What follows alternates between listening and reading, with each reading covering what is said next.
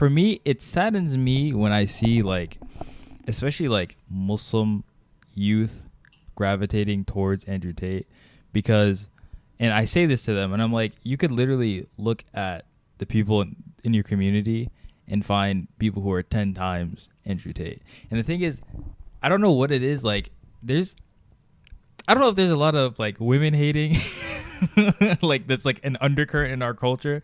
And maybe it is, maybe it isn't. Maybe this is just an internet phenomenon, like an internet opinion. But I don't know. The popularity of Andrew Tate makes me think that there's like some kind of undercurrent of just women hating and misogyny that exists in our culture, because for some reason there's such a strong attachment to this man. I don't think it's a woman hating.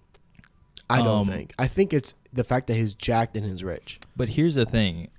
There are people that are jacked and that are jacked and rich on the internet that don't have anywhere near the following that Andrew Tate has. Alex Hormozy, jacked and rich. He is jacked. He's Iranian, so Alex Hormozy, extra jacked points. and rich. Yeah. And yeah, he's like popular. People know him. He's well known. He has nowhere near the following of Andrew Tate.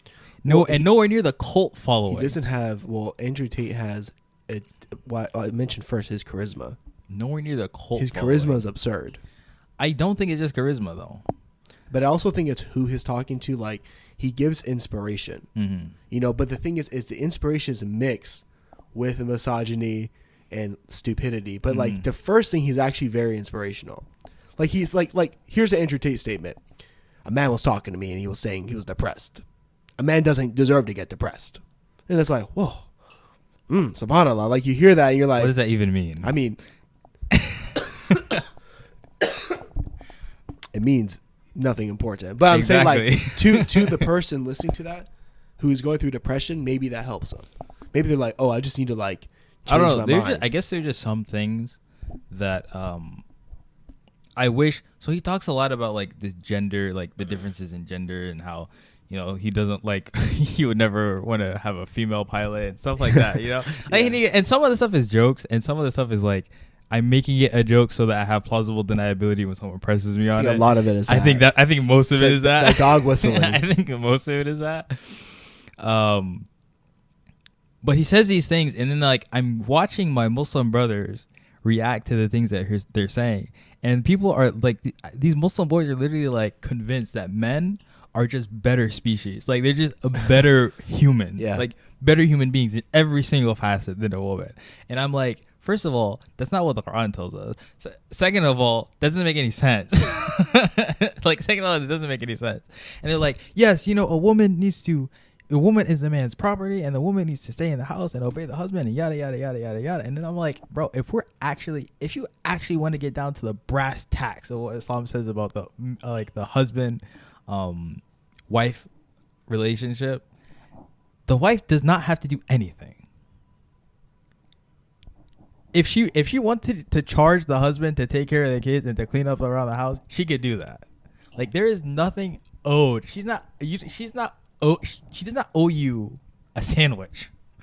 You know? Hey, make me a sandwich. No, like, that's not a thing. Yeah. You know, so I'm like, even by our own, like, if you're looking at what our own standards are, of course, I'm not saying this is an ideal relationship. Far from an ideal relationship. But if you actually want to go back to, like, because everyone's like, yeah, but even Islam says that women are better in the house.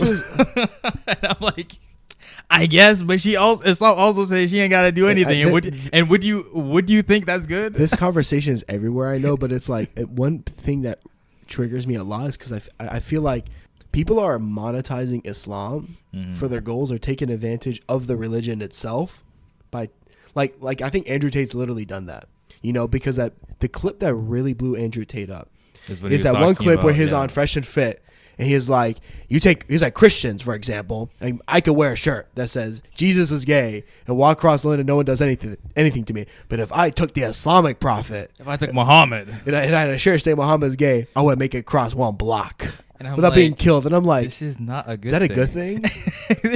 And the Muslims are like, yeah, subhanAllah. I'm like, y'all are just admitting being terrorists. Like, so I'm confused because I'm out here my whole life trying to convince people that Muslims aren't terrorists. But Muslims are blowing up Andrew Tate, co-signing their terrorism. So I don't know what to say anymore. Yeah, I mean, it's just The world's a crazy place. it's very interesting, and I think he like, and again, the thing that's so dangerous with these guys is because, like 10% out of like the 90% of garbage that is this, like the things they say, there's like gems, right? And there's like really good, it's like simple advice, like not groundbreaking advice at all. Similar to like the Jordan Peterson phenomenon, like clean your room, okay, like word. Yeah, Like, some actually solid life advice. Yeah. You can't go wrong listening. Yeah, to it. you can't go wrong listening to it.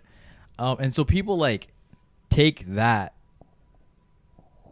and then they like when they're like pressed about these other problematic things, like this is the one thing they hang on to. And it's like, oh, but he has such good relationship with his brother.